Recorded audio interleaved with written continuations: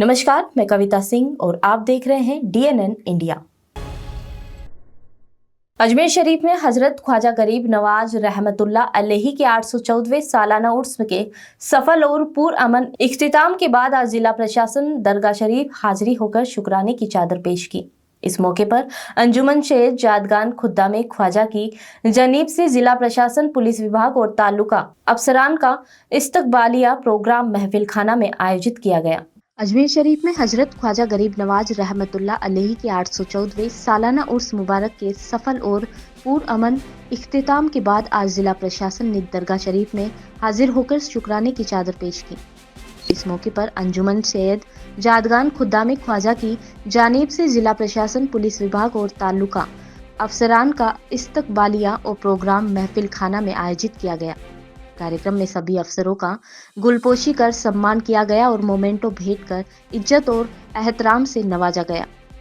हर वर्ष की तरह इस बार भी उर्स मुबारक के दौरान जिला प्रशासन ने लाखों जायरीन की सुरक्षा, सुविधा और प्रबंधन की तमाम जिम्मेदारियां बखूबी निभाई। पुलिस विभाग ने सिक्योरिटी के कड़े इंतजाम किए, वहीं तालुका महकमे के अफसरों ने दिन रात ड्यूटी निभाकर जायरीन को सुकून से जियारत करने का मौका दिया। अंजुमन के सेक्रेटरी सैयद सरवर चिश्ती के मुताबिक 814वां उर्स पूरी तरह अमन से रहा।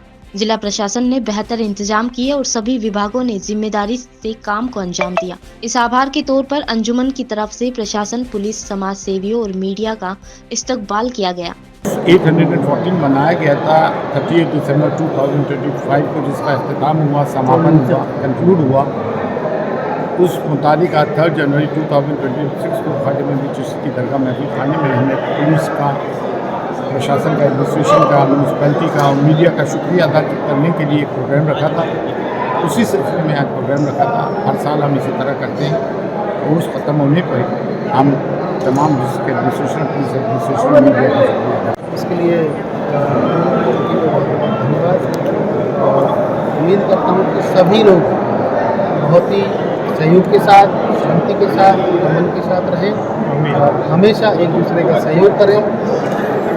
सभी को अजमेर ग्रामीण कांग्रेस अध्यक्ष और विधायक विकास चौधरी ने जिला परिषद और पंचायत समितियों के नए परिसीमन पर गंभीर सवाल खड़े किए हैं।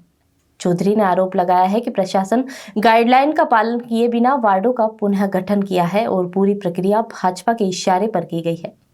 प्रेस वार्ता में जिला अध्यक्ष राजकुमार जयपाल सहित कई कांग्रेसी नेता भी मौजूद रहे। अजमेर ग्रामीण कांग्रेस अध्यक्ष और विधायक विकास चौधरी ने जिला परिषद और पंचायत समितियों के नए परिसीमन पर गंभीर सवाल खड़े कर दिए।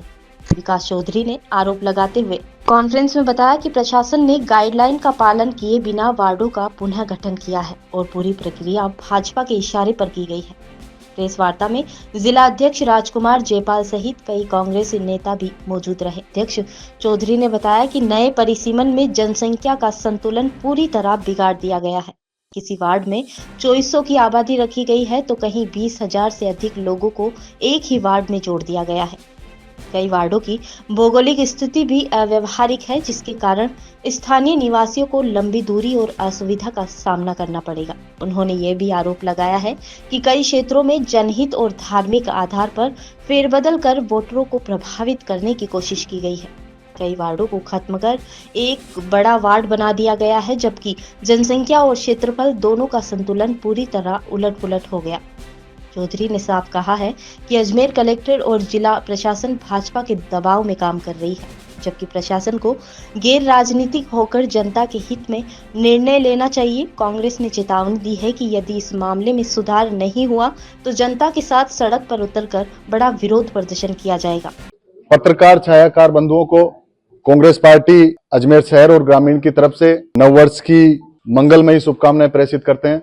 आज आप सब लोगों से हम पंचायती राज चुनाव में जिला परिषद और पंचायत समितियों के वार्ड के जो परिसीमन में यहाँ के जिला कलेक्टर और प्रशासन में बैठे तमाम वो लोग जो इस परिसीमन को देख रहे थे, उनकी भारी अनियमितताएं, भौगोलिक स्थिति को दरकिनार करते हुए, जनसंख्यात्मक आंकड़ों को दूर रखते हुए केवल भारतीय जनता पार्टी के जिलाध्यक्ष द्वारा दिए हुए एक प्रपत्र पर साइन कर जिला कलेक्टर ने पूरे अजमेर जिले के पंचायती राज को बड़ी टकटकी की नजर से देख रहे उन लाखों मतदाताओं के साथ अपमान करने का काम किया है। साथियों, मैं कुछ तथ्यात्मक आंकड़े आपके सामने पेश करना चाह रहा हूं। जिला परिषद में 4 लाख की आबादी पर 17 वार्ड रखे जाने का नियम पंचायती राज अधिनियम का नियम बता रहा है। इससे अधिक की आबादी होने पर 1 लाख की आबादी पर 2 अतिरिक्त वार्ड बनाए जा सकते हैं।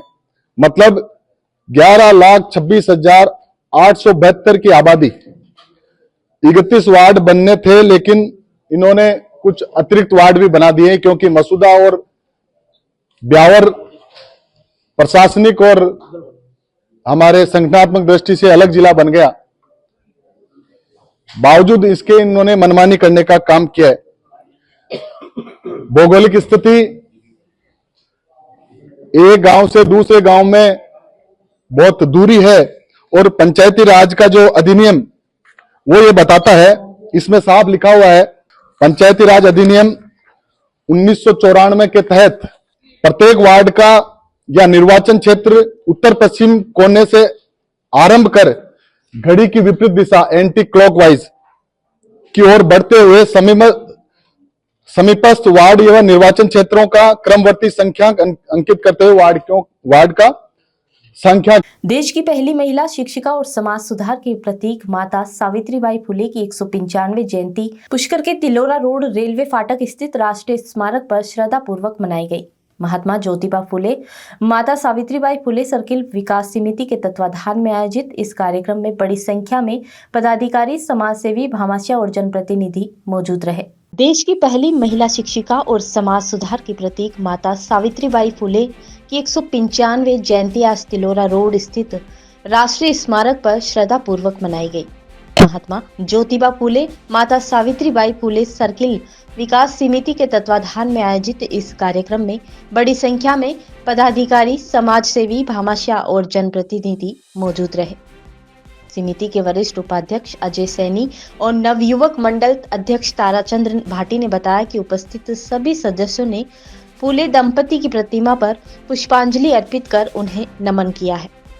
अजय सैनी ने आगे बताते हुए कहा कि सावित्रीबाई फुले ने अपना जीवन समाज को शिक्षित, जागरूक और बराबरी का अधिकार दिलाने के मिशन को समर्पित किया है। उन्होंने विधवा विवाह जैसे साहसिक कदमों को आगे बढ़ाया, छुआछूत और कुप्रथाओं के खिलाफ लड़ाई लड़ी और महिलाओं की शिक्षा के लिए पहला स्कूल खोलकर महिलाओं को एक नई दिशा दी है। वो मराठी की आदि कवयित्री भी है और साहित्य जगत में उनका अमूल्य योगदान भी रहा है। कार्यक्रम में उनके विचारों और आदर्शों को आगे बढ़ाने का संकल्प लेते हुए उपस्थित लोगों ने सामाजिक समानता और शिक्षा जागरूकता को मजबूत करने की अपील की है। आज देश की पहली महिला फुले की 195वीं जयंती है। पूरे भारत की तरह आज यहाँ भी पुष्कर में भी जो है महात्मा ज्योतिबा फुले सर्किल जो तिलोरा रोड पे है, इस पे 195वीं जयंती श्रद्धापूर्वक मनाई गई और पुष्कर कस्बे के सभी जनप्रतिनिधियों ने, भामाशाहों ने और समाज के सभी समाज के प्रतिनिधियों ने जो है माता सावित्रीबाई फुले की प्रतिमा के समक्ष जो है पुष्पांजलि अर्पित की है। और माता सावित्रीबाई फुले जिस तरीके से देश की पहली महिला शिक्षिका रही, उन्होंने छुआछूत के विरुद्ध लड़ाई लड़ी। इसके साथ ही विधवा विवाह की पक्षधर थी, उन्होंने पहला जो है महिला विद्यालय खोला और इस तरह महिलाओं की सशक्तिकरण के क्षेत्र में उन्होंने जो काम किया, उनके काम को, उनके आदर्शों को आज याद किया गया। पूरे भारत में आज उनकी जयंती जो है ऐसे श्रद्धापूर्वक मनाई गई है। माता सावित्रीबाई फुले की जयंती का प्रोग्राम रखा गया है महात्मा ज्योतिबा फुले सर्किल पुष्कर के ऊपर और 195वीं जयंती को धूमधाम से माल्यान नवयुवक मंडल के सभी सदस्य, पदाधिकारी और सबने मिलकर आज पुष्पांजलि अर्पित की। क्या संदेश दिया इस माध्यम से? शिक्षा के रूप में इनको संदेश दिया गया। आपका नाम बताइए। ताराचंद भाटी, माल्यान नवयुवक। पुष्कर के गौतम आश्रम में अखिल भारतवर्षीय ब्राह्मण महासभा राजस्थान प्रदेश कार्यकारिणी की 2 दिवसीय बैठक की शुरुआत आज विधिवत रूप से की गई। कार्यक्रम के मुख्य अतिथि यज्ञ सम्राट प्रखर जी महाराज ने भगवान परशुराम और पंडित मदन मोहन मालवीय की प्रतिमा पर माल्यार्पण किया और दीप प्रज्वलित कर सभा का शुभारंभ किया। पुष्कर के गौतम आश्रम में अखिल भारतवर्षीय ब्राह्मण महासभा राजस्थान प्रदेश कार्यकारिणी की 2 दिवसीय बैठक की शुरुआत आज विधिवत रूप से की गई। कार्यक्रम के मुख्य अतिथि यज्ञ सम्राट प्रखर ने भगवान परशुराम और पंडित मदन मोहन मालवीय की प्रतिमा पर माल्यार्पण किया और दीप प्रज्वलन कर सभा का शुभारंभ किया। इस अवसर पर अखिल भारतवर्षीय ब्राह्मण महासभा के राष्ट्रीय अध्यक्ष, संगठन संयोजक, अजमेर जिला अध्यक्ष महावीर प्रसाद भारद्वाज भी मौजूद रहे। बैठक के प्रथम दिन संगठन के विस्तार, सामाजिक मुद्दों और आगामी कार्यक्रमों पर विस्तृत चर्चा की गई। वहीं 2 दिवसीय ये बैठक कल भी आयोजित की जाएगी, जिसमें समाज हित के विभिन्न प्रस्तावों पर विचार किया जाएगा। वर्षीय ब्राह्मण महासभा जो पंडित मदन मोहन जी मालवीय के द्वारा स्थापित सन 1939 से है, उसकी राष्ट्रीय कार्यकारिणी की बैठक आज ब्रह्म सरोवर पुष्कर के अंदर आयोजित की जा रही है। कार्यक्रम के अंदर विभिन्न प्रांतों के पदाधिकारी, राष्ट्रीय कार्यकारिणी के सदस्य, प्रांतों के अध्यक्ष एवं अन्य ब्राह्मण जन इसमें शिरकत कर रहे हैं। इस कार्यक्रम में ब्राह्मण समाज से वर्तमान में जुड़े हुए विभिन्न ज्वलंत मुद्दे कि आज राजस्थान के अंदर विप्र कल्याण बोर्ड का पूर्व में गठन किया गया था सरकार के द्वारा, अब वो भंग कर दिया गया है। तो हमारी मांग रहेगी कि विप्र कल्याण बोर्ड का भी वापस से पुनर्गठन हो। इसके अलावा आज ब्राह्मण के लिए कोई भी किसी भी अन्य जाति का आदमी कोई किसी भी प्रकार के अपशब्दों का इस्तेमाल करना पड़ता है, तो हम केंद्र सरकार और राज्य सरकार दोनों से हम मांग करते हैं कि इसके खिलाफ एक कठोर कानून लाया जाए कि हर एक जाति ब्राह्मणों को टारगेट करनी है। आज का प्रमुख मुद्दा है कि जो ब्राह्मणों के लिए अनर्गल शब्दों का प्रयोग किया जाता है वो ब्राह्मणों के लिए नहीं है।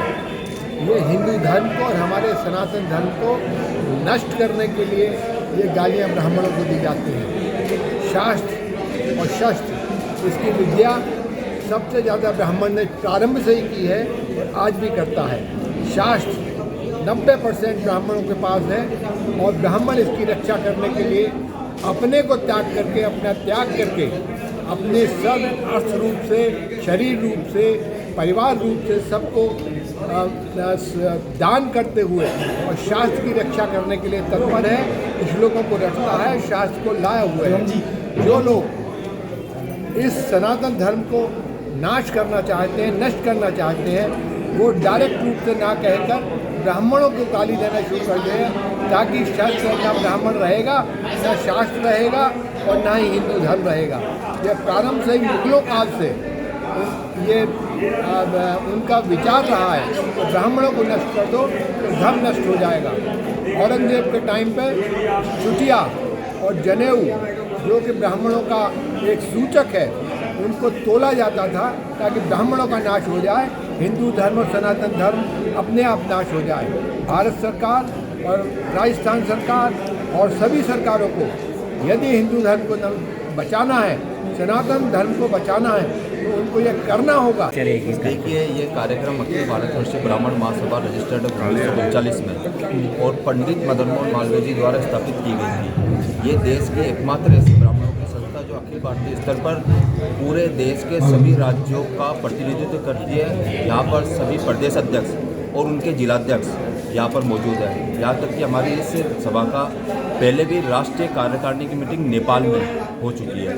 तो इसी से आप अंदाज़ा लगा सकते हो कि यह राष्ट्रीय व्यापक स्तर पर फैली हुई है। इस कार्य समिति का मुख्य एजेंडा 3 तारीख और 4 तारीख आज को है। इसमें प्रखर जी महाराज इसके अंदर अध्यक्षता का यह शुभारंभ करेंगे और समापन में भी उनका मौजूदगी है। इसका मुख्य एजेंडा ब्राह्मणों के लिए है। दूसरा लेकिन ये है कि जो आज ये पुष्कर में हो रहा है, पुष्कर तीर्थों का गुरु है, तीर्थ गुरु पुष्कर माना जाता है। सारे तीर्थ करने के बाद अगर आप पुष्कर तीर्थ की यात्रा नहीं करते तो उस यात्रा को संपन्न नहीं माना जाता है। ये हमारे हिंदू शास्त्रों में लिखा हुआ है। तो चूँकि ये पुष्कर में हो रहा है, तो हमने ये विशेष तौर पर ये मांग करी है कि ब्रह्मा मंदिर में जो गद्दी है महंत महाराज की, सोमपुरी जी के निधन के बाद में ये सुनी है।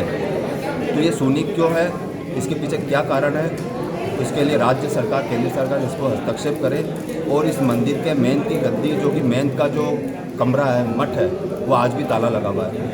जो भी व्यक्ति आता है ब्रह्मा मंदिर के दर्शन करता था, उसके बाद महंत महाराज का आशीर्वाद लेता था, क्योंकि ब्रह्मा मंदिर के महंत की गद्दी शंकराचार्य की गद्दी है, ये कोई व्यक्ति विशेष की गद्दी नहीं है। तो शंकराचार्य की गद्दी का ताला लगा रहना हिंदू धर्म के लिए एक बहुत बड़ा आघात है। तो हम मांग करते हैं राष्ट्रीय ब्राह्मण महासभा या अखिल भारतवर्षीय ब्राह्मण महासभा इस कार्यकारिणी में ये प्रस्ताव लेके आ रही है कि ब्रह्मा मंदिर की जो गद्दी है उस पर राज्य और केंद्र सरकार हस्तक्षेप करे और इस पर योग्य और शिक्षित जो भी वेद पाठी ब्राह्मण हो इस पर इस गद्दी को आसीन करें। इसमें हमारी मुख्य मांग है, हम यहाँ से प्रस्ताव पास करेंगे, केंद्र सरकार को भिजवाएंगे, राज्य सरकार को भिजवाएंगे केंद्र और राज्य सरकार जो कि सनातन धर्म के संरक्षक सरकार है, तो इसलिए तुरंत हम ये मांग करते हैं कि इस गद्दी का जो भी विवादित जो भी मुद्दा है या जो इशू है उसका तुरंत निस्तारण करें, क्योंकि राज्य सरकार हमेशा से किसी भी कोई भी विवाद होता है उसको सक्षम है किसी भी विवाद को खत्म करने की। अजमेर में आज देश की प्रथम महिला शिक्षिका और समाज सुधार की प्रतीक माता सावित्रीबाई फुले की 195वीं जयंती भव्य तरीके से मनाई गई। राष्ट्रीय स्मारक पर आयोजित इस समारोह में कांग्रेस और भाजपा दोनों दलों के नेता, जनप्रतिनिधि, माली समाज तथा सावित्रीबाई फुले राष्ट्रीय जागृति मंच के पदाधिकारी भी बड़ी संख्या में मौजूद रहे। अजमेर में आज देश की प्रथम महिला शिक्षिका और समाज सुधार की प्रतीक माता सावित्रीबाई फुले की 195वीं जयंती भव्य तरीके से मनाई गई। राष्ट्रीय स्मारक पर आयोजित इस समारोह में कांग्रेस और भाजपा दोनों दलों के नेता, जनप्रतिनिधि, माली सैनी समाज, सावित्रीबाई फुले राष्ट्रीय जागृति मंच के पदाधिकारी भी बड़ी संख्या में मौजूद रहे। कार्यक्रम में अजमेर दक्षिण की विधायक अनीता बघेल भाजपा कार्यकर्ताओं के साथ उपस्थित रही, वहीं कांग्रेस के वरिष्ठ नेता और कार्यकर्ता भी बड़ी संख्या में पहुंचे। अजमेर में ज्योतिबा फुले की 195वीं जयंती पर विभिन्न राजनीतिक दलों, सामाजिक संगठनों और समाज सेवियों ने मिलकर उनके योगदान को याद किया और बताया कि फुले दंपति ने भारत में महिला शिक्षा की नींव रखी और बालिकाओं के लिए पहला विद्यालय खोलकर ऐतिहासिक बदलाव की शुरुआत की। उपस्थित लोगों ने जातिगत भेदभाव के खिलाफ फुले के संघर्ष को समाज सुधार का सबसे बड़ा आंदोलन बताया। शिक्षा, समानता और सामाजिक न्याय को उनके विचारों को आज भी मार्गदर्शक बताया गया है। वहीं विधवाओं के पुनः विवाह और महिलाओं के अधिकारों के लिए किए गए प्रयासों को विशेष रूप से सराहा गया। जयंती पर सभी संगठनों ने शिक्षा और सामाजिक समानता को आगे बढ़ाने का संकल्प लिया और समारोह को उनके विचारों को आधुनिक समाज में लागू करने की दिशा में एक महत्वपूर्ण कदम बताया।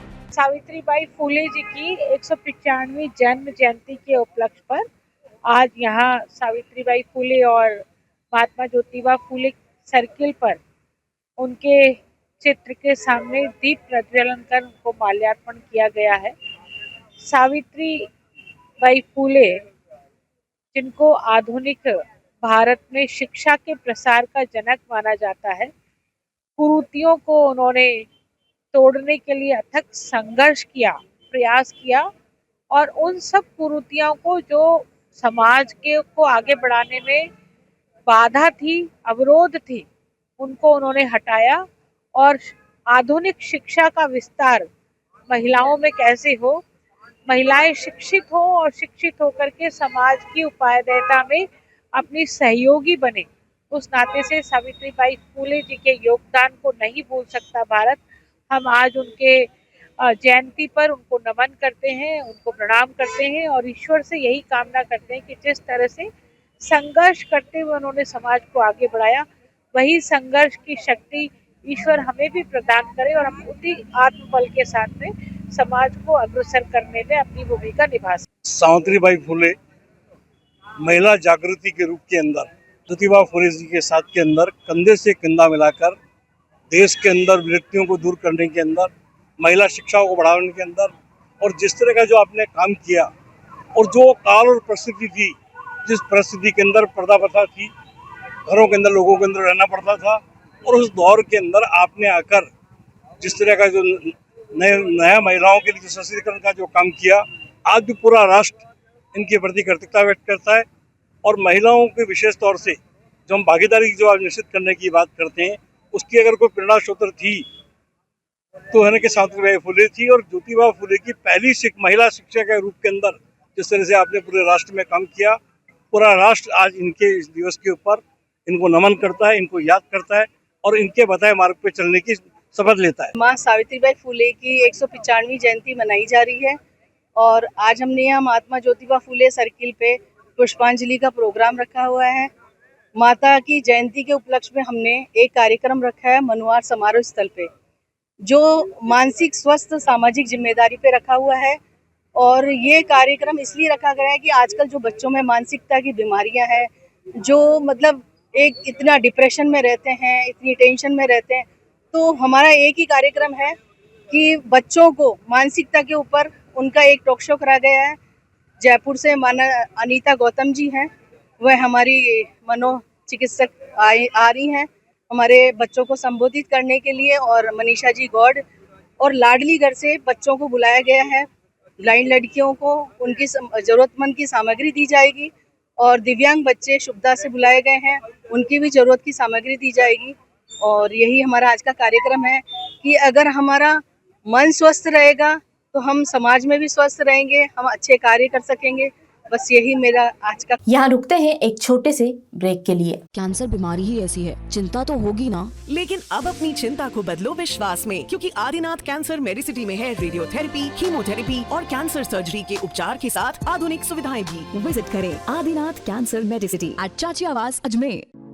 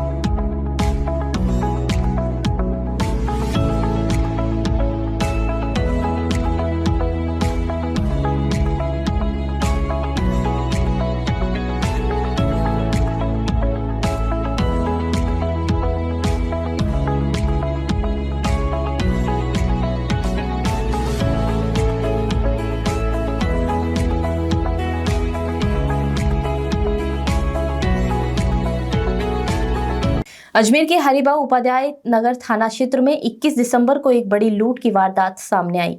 परिवादी सिमरन सिंह ने शुक्रवार 1 जनवरी थाने में उपस्थित होकर पुलिस को बताया कि किसी जरूरी काम के लिए उन्हें शहर से बाहर जाना था, जिसके चलते कुछ रकम अपने परिचित के घर रखने गए थे। इसी दौरान पीछे से बुलेरो में सवार 3 अज्ञात बदमाश आए और लाठी डंडों से डराते हुए 46 लाख रुपए लूटकर वहां से फरार हो गए। अजमेर के हरिभाऊ उपाध्याय नगर थाना क्षेत्र में 21 दिसंबर को एक बड़ी लूट की वारदात सामने आई।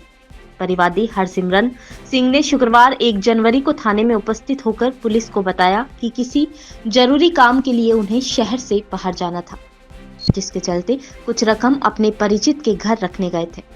इसी दौरान पीछे से बुलेरो में सवार 3 अज्ञात बदमाश आए और लाठी डंडों से डराते हुए 46 लाख रुपए लूटकर फरार हो गए। पीड़ित ने बताया कि वह बदमाशों को नहीं जानते और वारदात को अंजाम देने वाले किसी ने उसका पीछा किया था। बदमाशों की तीव्र कार्यवाही और अचानक हमले के कारण पीड़ित विरोध तक नहीं कर पाया। हरिभाऊ उपाध्याय नगर थाना पुलिस ने पीड़ित की रिपोर्ट के आधार पर मामला दर्ज कर आरोपियों की तलाश शुरू कर दी है। पुलिस आसपास में लगे सीसीटीवी फुटेज खंगाल रही है और इलाके में संदिग्ध गतिविधियों पर पूरी नजर रखे हुए है। घटनाक्रम यह है, कल दिनांक 1/1/2026 को परिवादी हरसिमरन सिंह ने उपस्थित थाना होकर एक रिपोर्ट इस प्रकार की दी कि मैं दिनांक 21/12/2025 को दिन में करीब 3:45 बजे उसका कोई परिचित है जिसको अजमेर से यहाँ बाहर जाना था, घर पर रकम रहती जोखिम की वजह से उसने अपने परिचित हरसिमरन सिंह को अपनी रकम दी 46 लाख रुपए। तो उसको ये हरसिमरन सिंह अपने परिचित के पास में रखने के लिए हरिभाऊ उपाध्याय नगर में सिनी वर्ल्ड के पीछे पावर हाउस के पास में, वो भी किसी अपने परिचित के पास सुरक्षित रखने के लिए आया था। उसी समय एक बोलेरो कैंप पर आई थी जिसमें से 3 लड़के उतरे और उसकी कार की डिक्की में रखे हुए 46 लाख रुपए को लूट कर ले गए। उसमें 3 लड़के उतरे डंडे लेके, जिन्होंने परिवादियों को डंडों से मारने के लिए भगे, डराकर उसके 46 लाख रुपए लूट कर ले गए। घटना ये हरिभाऊ उपाध्याय नगर मुख्य में पावर हाउस के पास की है। उसमें से 3 लड़के बता रहे हैं कि कैंपर में से उतरे डंडे लेके। कोई नामजद है? कोई नामजद आरोप नहीं है, वो ना परिवादी उनको जानता। क्या पहले कोई रेकी कर रहे थे? अब ये तो अभी अनुसंधान का विषय है, उसके कोई किसी ने पीछा किया है, तभी जाके ये घटना हुई है। अजमेर स्थित दरगाह में उर्स के दौरान वीआईपी चादरों पर रोक लगाने की याचिका पर आज स्थानीय मजिस्ट्रेट मनमोहन चंदेल की अदालत में सुनवाई हुई। ये याचिका हिंदू सेना के राष्ट्रीय अध्यक्ष विष्णु गुप्ता की ओर से दायर की गई। याचिका में दावा किया गया है कि दरगाह परिसर में शिव मंदिर के अवशेष मौजूद है, साथ ही उर्स के दौरान वीआईपी चादरों और विशेष व्यवस्थाओं पर सवाल उठाए गए। अदालत ने दोनों पक्षों की दलीलें सुनी और मामले की संवेदनशीलता को देखते हुए अगली सुनवाई 21 फरवरी को तय की। अजमेर स्थित दरगाह में उर्स के दौरान वीआईपी चादरों पर रोक लगाने की याचिका पर स्थानीय मजिस्ट्रेट मनमोहन चंदेल की अदालत में सुनवाई हुई। ये याचिका हिंदू सेना के राष्ट्रीय अध्यक्ष विष्णु गुप्ता की ओर से दायर की गई थी। याचिका में दावा किया गया है कि दरगाह में शिव मंदिर के अवशेष मौजूद है, साथ ही उर्स के दौरान वीआईपी चादरों और विशेष व्यवस्थाओं पर भी सवाल उठाए गए। अदालत ने दोनों पक्षों की दलीलें सुनी और मामले की संवेदनशीलता को देखते हुए अगली सुनवाई 21 फरवरी को तय की। वकील संदीप शर्मा और विष्णु गुप्ता ने बताया कि अजमेर हाई कोर्ट में दरगाह से जुड़ी याचिकाओं की सुनवाई में वकीलों के वर्क सस्पेंड के कारण बाधा आई। इस वजह से आज सुनवाई नहीं हो सकी। कोर्ट ने अगली सुनवाई की तारीख 21 फरवरी तय की है। वहीं चादर लगाने के दावे को लेकर दायर सिविल याचिका को अब वापस ले लिया गया है। वहीं 7/11 मामले की सुनवाई अभी भी पेंडिंग है। वकीलों और कोर्ट की ओर से ये उम्मीद जताई गई है कि जल्द ही इसका निपटारा होगा और केस सुचारू रूप से आगे बढ़ाया जाएगा। ऐसा है, आज सुनवाई थी, लेकिन वर्क सस्पेंड होने के कारण बार एसोसिएशन की तरफ से यहाँ सुनवाई नहीं हो सकी कोर्ट में। अब अगली सुनवाई 21 फरवरी को होगी और हमें उम्मीद है कि जल्द सुनवाई होगी और उसके बाद 7/11 पे जो हमारी बहस होनी है पूरी होगी। उसके बाद वहाँ जो सर्वे का रास्ता है वो साफ होगा और सारी दुनिया को पता चलेगा ये दरगाह नहीं, वहाँ संकट मोचन महादेव मंदिर था ना। एक हमारी जीत है, मैं आपको बताना चाह रहा हूँ कि माननीय प्रधानमंत्री जी की ओर से हर साल चादर आती थी, जो आप बताते थे कि नेहरू द्वारा शुरू की गई, हर प्रधानमंत्री चढ़ाते हैं।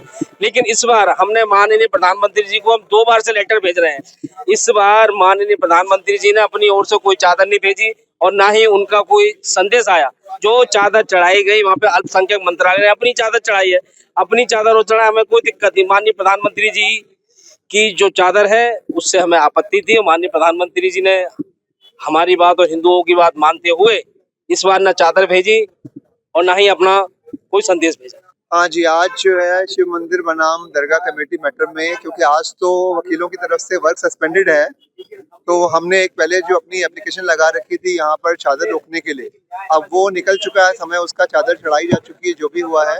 और हमारी सुप्रीम कोर्ट में भी याचिका लगी है, तो हमने माननीय न्यायालय को बताया कि एक साथ 2 जगह चल रही, तो हमारे को लिबर्टी दी गई विड्रॉ करने के लिए, ताकि उसके बाद जो है पुनः अगर अर्जेंसी हुई तब बाद में पेश करेंगे, जब तक सुप्रीम कोर्ट उसका निस्तारण नहीं कर लेता। और बाकी हमें अगली तारीख दी गई है 7/11 पर सुनवाई के लिए, वो 21 फरवरी को, तब हम दोबारा। अजमेर में आज जैन समाज के सभी लोगों ने मुनि श्री आदित्य सागर महाराज के आगमन पर भव्य स्वागत किया। इस दौरान चूड़ी बाजार से होते हुए आगरा गेट सोनी जी की नसिया तक भव्य रूप से विशेष स्वागत किया गया। अजमेर में आज जैन समाज के सभी लोगों ने मुनि श्री आदित्य सागर महाराज के आगमन पर भव्य स्वागत किया। इस दौरान चूड़ी बाजार से होते हुए आगरा गेट सोनी जी की नसिया तक विशेष रूप से स्वागत व्यवस्था की गई। महाराज के आगमन पर समाज के सभी बंधुओं ने ढोल नगाड़ों और भव्य स्वागत से आदित्य सागर महाराज का अभिनंदन किया, जिससे पूरे इलाके में उत्साह और श्रद्धा का माहौल देखा गया। मुनि संघ सेवा समिति के उपासक नितिन ने बताया कि महाराज के आगमन पर समाज के कई परिवारों ने उन्हें सम्मानित किया। उन्होंने कहा कि जैन समाज में तरुण सागर जी द्वारा स्थापित परंपरा के तहत मुनि आदित्य सागर महाराज भी अपने आप में विशेष महत्व रखते हैं।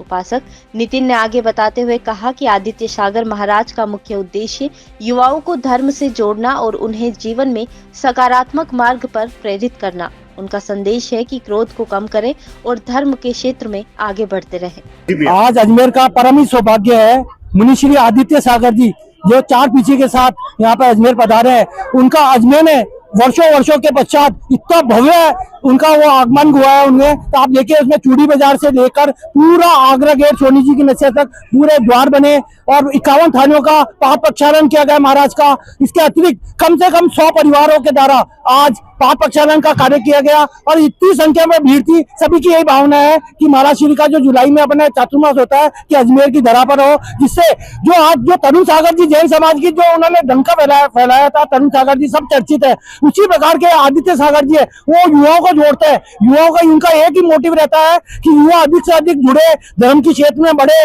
उनके जीवन में उद्धार है, क्रोध कम करे, अपनी कसाई को दूर करे। उनका सबसे ज्यादा आदित्य सागर जी का इनकी रीलें सब देखते हैं।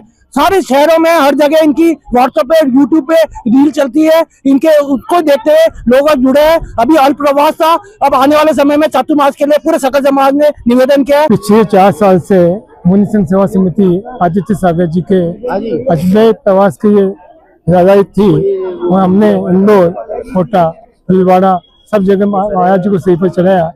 आज वो शुभ दिन आया कि किशनगढ़ में हमने जब इनको सही पर चढ़ाया तो इन्होंने अजमेर में आने की हाँ भरी थी।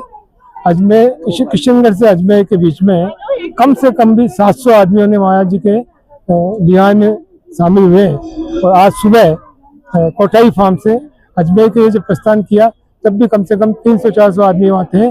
आरपीएससी से ये जुलूस बना और सभी ढोल धमाके इतनी असंख्यात आदमी थे उसमें और सोनी जी की नशिया पे ये जुलूस समाप्त हुआ।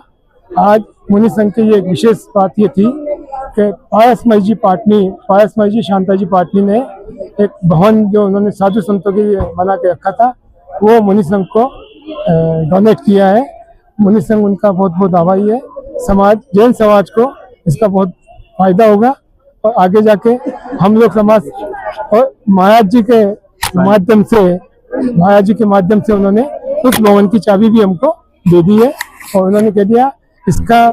सावित्रीबाई फुले महिला जागृति मंच द्वारा आज मनोहार समारोह स्थल में मानसिक स्वास्थ्य सामाजिक जिम्मेदारी विषय पर एक महत्वपूर्ण जागरूकता कार्यक्रम आयोजित किया गया।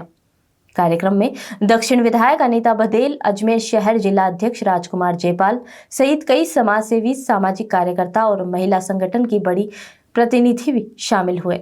सावित्रीबाई फुले महिला जागृति मंच द्वारा आज मनोहार समारोह स्थल में मानसिक स्वास्थ्य सामाजिक जिम्मेदारी विषय पर एक महत्वपूर्ण जागरूक कार्यक्रम आयोजित किया गया। कार्यक्रम में दक्षिण विधायक अनीता बधेल, अजमेर शहर जिला अध्यक्ष राजकुमार जयपाल सहित कई समाजसेवी, सामाजिक कार्यकर्ता और महिला संगठन की प्रतिनिधि बड़ी संख्या में शामिल हुए। मंच की राष्ट्रीय सचिव ममता चौहान ने बताया कि आज का कार्यक्रम पूरी तरह समाज में बढ़ती मानसिक चुनौतियों और मानसिक स्वास्थ्य को लेकर जागरूकता फैलाने पर केंद्रित रहा है। उन्होंने कहा कि हम अक्सर शारीरिक स्वास्थ्य पर ध्यान देते हैं, लेकिन मानसिक स्वास्थ्य को उसी गंभीरता से नहीं लेते, जबकि एक स्वस्थ मस्तिष्क ही स्वस्थ समाज का निर्माण कर सकता है। उन्होंने आगे कहा कि इस कार्यक्रम का मकसद लोगों को ये समझाना है कि मानसिक समस्याओं पर बात करना कमजोरी नहीं बल्कि सामाजिक जिम्मेदारी है। कार्यक्रम की सबसे विशेष बात ये रही कि सुविधा और लाडली गृह के बच्चों को विशेष आमंत्रण पर शामिल किया गया। बच्चों ने आयोजन के दौरान सामाजिक मूल्यों, मानसिक स्वास्थ्य और सकारात्मक सोच पर आधारित गतिविधियों में हिस्सा लिया। संस्था की ओर से बच्चों की जरूरतों को ध्यान में रखते हुए आवश्यक सामग्री और किट बांटे गए। और से जैसा कि आप सभी को पता है कि पिछले 15 वर्षों से हमारी संस्था सावित्रीबाई फुले जी की जयंती मनाती आ रही है। उसी उपलक्ष्य में आज हम सभी मनोहार समारोह स्थल में एकत्रित हुए हैं। आज का जो हमारा कार्यक्रम है मानसिक स्वास्थ्य सामाजिक जिम्मेदारी के तहत रखा गया है। उसके तहत हम ये मैसेज देना चाहते हैं कि हमें मानसिक स्वास्थ्य पर भी बात करनी चाहिए, क्योंकि स्वस्थ मस्तिष्क से ही स्वस्थ समाज का निर्माण होता है। और इस कार्यक्रम में विशेष आमंत्रण पर हमारे साथ शुभदा संस्था से और लाडली गृह से बच्चे पधारे हैं, जो कि लाडली गृह से जो ब्लाइंड गर्ल्स हैं वो आई हैं और शुभदा गृह से मेंटल चैलेंज जिन बच्चों के साथ होता है वो पधारे हैं। और हमारी संस्था के द्वारा उनको जो भी उनकी आवश्यकता के अनुसार जो भी सामग्री है वो वितरित की जाएगी। मैं ममता चौहान, सचिव सावित्रीबाई। आज के कार्यक्रम की जो मुख्य अतिथि है वो है डॉक्टर अनीता जी गौतम जयपुर से, डॉक्टर मनीषा जी गौड़ जो है वो अजमेर से हैं और अनीता जी बधेल जो है वो कार्यक्रम की अध्यक्षता कर रही हैं, हमारी विधायक साहिबा।